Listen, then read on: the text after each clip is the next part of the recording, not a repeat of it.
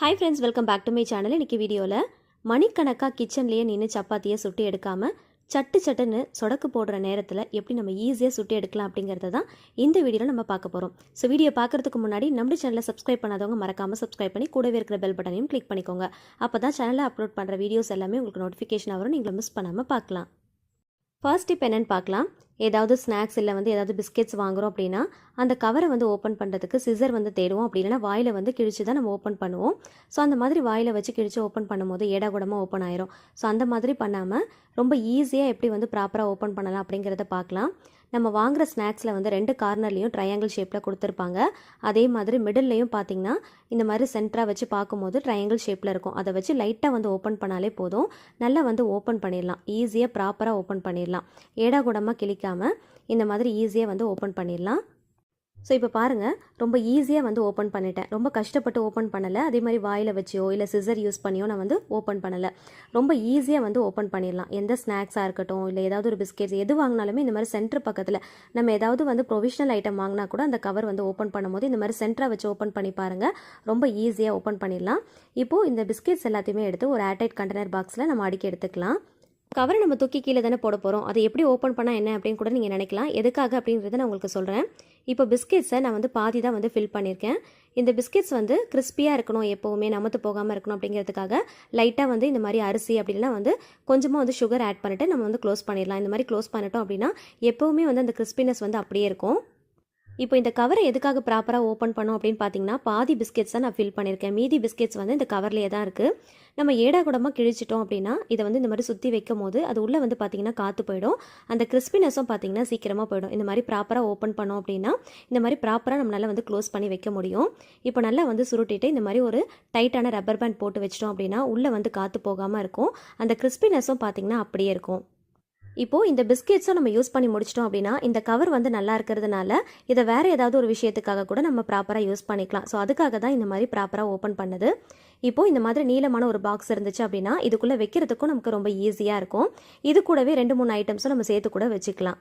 So இந்த மாதிரி பண்ணுறதுனால பாக்ஸ்குள்ளே நம்மளால் ஈஸியாக வைக்க முடியும். அடுத்த டிப்ஸ் என்னென்னு பார்க்கலாம். இது மழைக்காலம் அப்படிங்கிறதுனால நம்ம தண்ணியெல்லாம் சூடுபடுத்தி வச்சோம் அப்படின்னா சீக்கிரமாக ஆறிப்போன மாதிரி ஆகிடுது இல்லையா? அந்த மாதிரி ஆகாமல் இருக்கிறதுக்கு ஒரு சிட்டிகை அளவுக்கு உப்பு நம்ம இதில் சேர்த்துட்டு நம்ம மூடி போட்டு க்ளோஸ் பண்ணி வச்சோம் அப்படின்னா அதோடைய தண்ணியுடைய சூடுத்தன்மை பார்த்திங்கன்னா ரொம்ப நேரத்துக்கு அப்படியே இருக்கும். சீக்கிரமாக ஆறி போகாமல் இருக்கிறதுக்கு இது ரொம்பவே ஹெல்ப்ஃபுல்லாக இருக்கும். ரொம்ப சேர்க்கக்கூடாது, ஒரு சிட்டிகை அளவுக்கு சேர்த்திங்க அப்படின்னா கரெக்டாக இருக்கும். அடுத்த டிப்ஸ் என்னென்னு பார்க்கலாம். இது மழைக்காலம் அப்படிங்கிறதுனால அடிக்கடி நமக்கு கரண்ட் போயிடும். அந்த மாதிரி டைமில் நம்ம கேண்டில்லாம் நிறைய யூஸ் பண்ணுவோம் இல்லையா? ஸோ அந்த மாதிரி டைமில் இந்த டிப்ஸை நீங்கள் யூஸ் பண்ணிக்கோங்க. கொஞ்சமாக டேபிள் சால்ட்டை எடுத்து நம்ம கார்னரில் இந்த மாதிரி ஃபுல்லாக லைட்டாக அழுத்தி நல்லா தேய்ச்சி விட்டுக்கோங்க. அந்த தேய்க்கிற உப்பு பார்த்திங்கன்னா வெளியில் கொட்டாமல் அந்த உள்ளே குழியாக இருக்கும் இல்லையா? ஸோ அந்த இடத்துல படுற அளவுக்கு நல்லா தேய்ச்சி விட்டுக்கோங்க. தேய்ச்சதுக்கப்புறமா மிச்சம் இருக்கிற அந்த உப்பு பார்த்திங்கன்னா அந்த குழிக்குள்ளே இருக்கிற மாதிரி பார்த்துக்கோங்க. இப்போ இது மழைக்காலம் அப்படிங்கிறதுனால அடிக்கடி கரண்ட் போகுது இல்லையா? ஸோ அந்த மாதிரி டைமில் நம்ம அதிகமாக கேண்டில் யூஸ் பண்ணுவோம். இந்த மாதிரி டைமில் இந்த டிப்ஸ் கண்டிப்பாக ரொம்பவே யூஸ்ஃபுல்லாக இருக்கும். ஸோ இந்த மாதிரி பண்ணிட்டு நம்ம பற்ற வச்சோம் அப்படின்னா சீக்கிரமாக மெழுகுவத்தி அணைஞ்சு போகாமல் ரொம்ப நேரத்துக்கு நின்று எரியும். கண்டிப்பாக ட்ரை பண்ணி பாருங்கள். ரொம்பவே யூஸ்ஃபுல்லான ஒரு டிப்ஸ் தாங்க இது. ஒரு பேனில் ஒரு கைப்பிடி அளவுக்கு வேர்க்கடலை 5லேருந்து ஒரு 6 முந்திரி பருப்பு மட்டும் சேர்த்துக்கலாம். சேர்த்துட்டு லைட்டாக ஃப்ரை பண்ணி எடுத்துக்கலாம். இப்போ இது கூடவே 1 டீஸ்பூன் அளவுக்கு வெள்ளை எள் சேர்த்துருக்கேன். இதையும் லைட்டாக ஃப்ரை பண்ணி எடுத்துக்கோங்க. இது ஆறுனதுக்கப்புறமா லைட்டாக தண்ணி ஊற்றி பேஸ்ட் போல் அரைச்சி எடுத்துக்கலாம். இப்போ ஒரு மண்சட்டி கடாயில் 1 டேபிள் ஸ்பூன் அளவுக்கு பட்டர் சேர்த்துருக்கேன். இது கூடவே பட்டை, லவங்கம், ஏலக்காய், பிரிஞ்சி இலை இது எல்லாமே சேர்த்துருக்கேன். 2 பெரிய வெங்காயத்தை நல்லா கொரகொரப்பாக அரைச்சி எடுத்துருக்கேன். அதையும் இது கூட சேர்த்துட்டு தேவையான அளவுக்கு உப்பு சேர்த்து நல்லா வதக்கிக்கலாம். இது கூடவே தக்காளியும் அரைச்சிட்டு சேர்த்துக்கலாம். எல்லாமே கொரகொரப்பாக அரைச்சிட்டு சேர்த்துக்கோங்க. எந்த அளவுக்கு வெங்காயம் எடுக்கிறீங்களோ அதே அளவுக்கு ஈக்குவலான ரேஷியோவில் தக்காளியும் அரைச்சிட்டு சேர்த்துக்கலாம். லிட் க்ளோஸ் பண்ணி நம்ம குக் பண்ணும்போது சீக்கிரமாக தக்காளி வதங்கி வந்துடும். இது கூடவே ஒரு கேப்சிகம் கட் பண்ணி வச்சுருக்கேன். அதையும் இது கூட சேர்த்துட்டு நல்லா வதக்கி விட்டுக்கலாம். இதில் இப்போ தேவையான அளவுக்கு மசாலா பொருட்கள் ஆட் பண்ணிக்கலாம். மஞ்சள் தூள், மிளகாய் தூள், தனியாத்தூள், கரம் மசாலா தூள் அண்ட் கொஞ்சமாக ஜீரகத்தூள் ஆட் பண்ணிக்கலாம். எல்லாத்தையும் சேர்த்துட்டு நல்லா மசாலா வாசனை போகிற அளவுக்கு நல்லா வதக்கி விட்டுக்கலாம். இப்போது லிட் க்ளோஸ் பண்ணிவிட்டு ஒரு 5 மினிட்ஸ்க்கு மட்டும் மீடியம் ஃப்ளேமில் வச்சு குக் பண்ணிக்கலாம். இப்போ ஃபைனலாக நம்ம அரைச்சி வச்சுருக்கிற முந்திரி பேஸ்ட்டையும் இது கூட சேர்த்துக்கலாம். கொஞ்சமாக தண்ணி ஊற்றி மிக்ஸி ஜாரில் நல்லா அலசிட்டு அதையும் இது கூட சேர்த்துட்டு நல்லா ஒரு தடவை கலந்து விட்டுக்கலாம். நல்லா மிக்ஸ் பண்ணிவிட்டு உப்பு காரம்லாம் கரெக்டாக இருக்கான்னு செக் பண்ணுங்கள். அகைன் லிட் க்ளோஸ் பண்ணிவிட்டு ஜஸ்ட் ஒரு 5 மினிட்ஸ்க்கு மட்டும் மீடியம் ஃப்ளேமில் வச்சு குக் பண்ணிங்க அப்படின்னா நல்லா ஒரு திக்கான கன்சிஸ்டன்சிக்கு இந்த கிரேவி வந்துடும். இதில் நம்ம முந்திரி வேர்க்கடலைலாம் சேர்த்துருக்கிறதுனால சீக்கிரமாக வந்து அந்த திக்னஸ் வந்துடும். ஸோ அதனால் ஜஸ்ட் வந்து ஒரு 5 மினிட்ஸ்க்கு மட்டும் நம்ம குக் பண்ணோம் அப்படின்னா கரெக்டாக இருக்கும். ஃபைனலாக வந்து ஸ்டவ் ஆஃப் பண்ணிவிட்டு கொத்தமல்லி இலைகளை கட் பண்ணிவிட்டு இது கூட சேர்த்துட்டு நல்லா ஒரு தடவை கலந்து விட்டுக்கலாம். நல்ல திக்காக ரிச் அண்ட் க்ரீமியாக ரெஸ்டாரண்ட் ஸ்டைலில் ஒரு கேப்சிகம் கிரேவி ரெடி ஆயிடுச்சு. ஃபைனலாக வந்து ஒரு க்யூப் சைஸில் பட்டர் ஆட் பண்ணிவிட்டு சர்வ் பண்ணி பாருங்கள். சப்பாத்திக்கு ரொம்பவே அருமையான ஒரு சைட் டிஷ் தாங்க இது. கண்டிப்பாக ட்ரை பண்ணி பாருங்கள். சப்பாத்தி தேய்க்கிறதுக்கு மாவு நல்லா உருட்டி எடுத்துக்கோங்க. இப்போ கொஞ்சமாக வந்து மாவு போட்டு நல்லா வந்து தேய்ச்சி எடுத்துக்கலாம். எப்பயுமே வந்து சப்பாத்தி வந்து தேய்க்கும் போது நமக்கு வந்து சப்பாத்தி கட்டையில் ஒட்டாமல் வரணும். சம்டைம்ஸ் வந்து கொஞ்சம் வந்து நம்ம தண்ணி அதிகமாக ஆட் பண்ணிட்டோம் அப்படின்னா சப்பாத்தி வந்து இந்த மாதிரி தேய்க்கும் போது ஒட்டும் இல்லையா? ஸோ அதுக்கு வந்து ஒரு டிப்ஸ் வந்து நான் ஷேர் பண்ணியிருக்கேன். கொஞ்சம் அதிகமாக நம்ம தண்ணி சேர்த்துட்டோம் அப்படின்னா ரொம்ப சாஃப்டான மாதிரி ஆகிடும். சப்பாத்தி வந்து நமக்கு சரியாக வந்து தேய்க்க வராது, சுருண்டு சுருண்டு வர மாதிரி இருக்கும். அதே மாதிரி எடுக்கும் போது அந்த சப்பாத்தி கட்டையில் ஒட்டுற மாதிரி இருக்கும். ஸோ இந்த மாதிரி டைமில் இந்த டிப்ஸை வந்து நீங்கள் ஃபாலோ பண்ணிக்கோங்க. ஸ்டவ் ஆன் பண்ணிவிட்டு மீடியம் ஃப்ளேமில் வச்சுக்கோங்க. ஸோ நம்ம செய்கிற அந்த சப்பாத்தி கட்டையை இந்த மாதிரி மேலால் வச்சுட்டு லைட்டாக வந்து எல்லா பக்கமும் இந்த மாதிரி நல்லா வந்து ரவுண்ட் ஷேப்பில் நல்லா திருப்பி விட்டுக்கோங்க.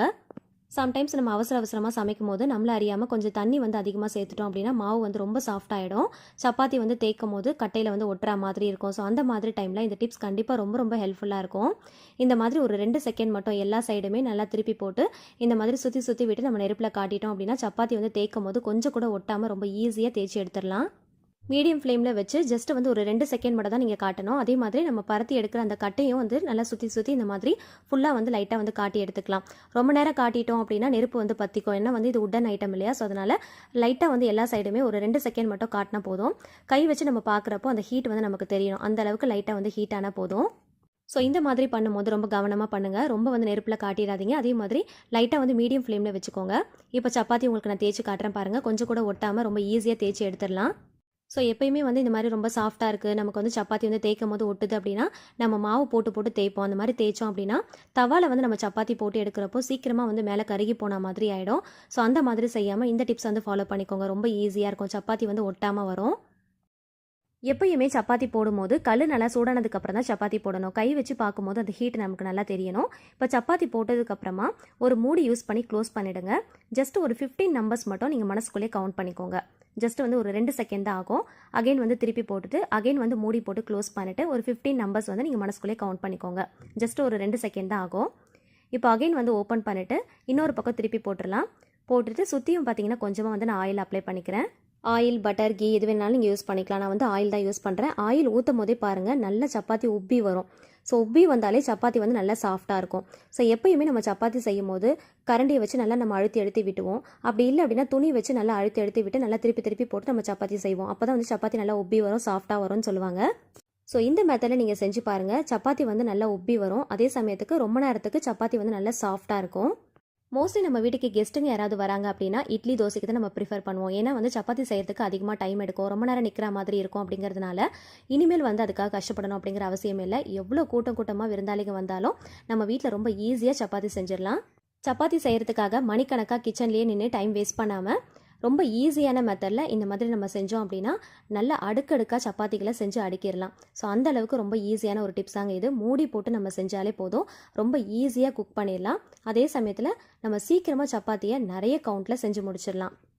நார்மலாக நம்ம சப்பாத்தி போடுறோம் அப்படின்னா ஃபஸ்ட்டு போட்டதுக்கப்புறமா மேலே வந்து கொஞ்சம் வெந்து வரணும். அதுக்காக நம்ம வெயிட் பண்ணுவோம். அகைன் வந்து திருப்பி போடுவோம். அடுத்து வந்து ஆயில் போட்டு நல்லா வந்து அழுத்தி சுற்றி விட்டு நம்ம சப்பாத்தி செய்வோம். ஆனால் இந்த மாதிரி மூடி போடுறதுனால உள்ளேயே அந்த ஹீட் வந்து சர்க்குலேட் ஆகிறதுனால மேலே வந்து சீக்கிரமாக குக் ஆகிடும். அகைன் இன்னொரு பக்கம் திருப்பி போட்டு அகைன் மூடி போடுறதுனால நல்லா வந்து சப்பாத்தி வெந்து கிடைக்கும். அதே சமயத்தில் நல்லா சாஃப்டாக இருக்கும். நம்ம எண்ணெய் ஊற்றும் போதே சப்பாத்தி வந்து நல்லா புஷ்ஷுன்னு நல்லா உப்பி வரும். ஸோ எப்போயுமே உப்பி வந்தாலே சப்பாத்தி வந்து ரொம்ப நேரத்துக்கு நல்லா சாஃப்டாக இருக்கும். ஸோ இனிமேல் உங்கள் வீட்டுக்கு கெஸ்ட்டுங்க வராங்க அப்படின்னா இட்லி, தோசைக்கு பதிலாக நீங்கள் தாராளமாக சப்பாத்தியை நீங்கள் ப்ரிப்பேர் பண்ணி வைக்கலாம். அந்த அளவுக்கு ரொம்ப ஈஸியான ஒரு டிப்ஸ் தாங்க இது. கொஞ்ச நேரத்தில் எவ்வளோ சப்பாத்தி வேணாலும் நம்ம செஞ்சு அடிக்கிடலாம். நான் ஒரு 5 நிமிஷத்தில் பாருங்கள் ஒரு 6 சப்பாத்தி கிட்ட நான் செஞ்சு முடிச்சிட்டேன். ஒரே ஒரு மூடி செய்கிற வேலையை பார்த்தீங்களா? சப்பாத்தி பாருங்கள் எந்த அளவுக்கு சாஃப்டாக இருக்குன்னு. ரொம்ப சாஃப்டாக வரும். ஒரே ஒரு மூடியை யூஸ் பண்ணுறதுனால சப்பாத்தியை எந்த அளவுக்கு குயிக்காக செய்ய முடியுன்றதை நான் உங்களுக்கு வீடியோவில் காட்டியிருக்கேன். ஸோ கண்டிப்பாக இதை நீங்கள் ட்ரை பண்ணி பாருங்கள். இந்த வீடியோவில் நான் ஷேர் பண்ணியிருக்கிற டிப்ஸ் எல்லாமே உங்களுக்கு ரொம்ப யூஸ்ஃபுல்லாக இருக்கும்னு நினைக்கிறேன். வீடியோ பிடிச்சிருச்சா மறக்காமல் லைக் பண்ணுங்கள். உங்கள் ஃப்ரெண்ட்ஸ் அண்ட் ஃபேமிலிஸ் கூட ஷேர் பண்ணிக்கோங்க. நீங்களும் ட்ரை பண்ணி பார்த்துட்டு மறக்காமல் கமெண்ட்டில் சொல்லுங்கள். இந்த மாதிரி டிப்ஸ் தெரிஞ்சுக்க ஆசைப்பட்டீங்கன்னா நம்ம சேனலை மறக்காமல் சப்ஸ்கிரைப் பண்ணிட்டு தொடர்ந்து சப்போர்ட் பண்ணுங்கள். Thank you so much. கீப் வாட்சிங்.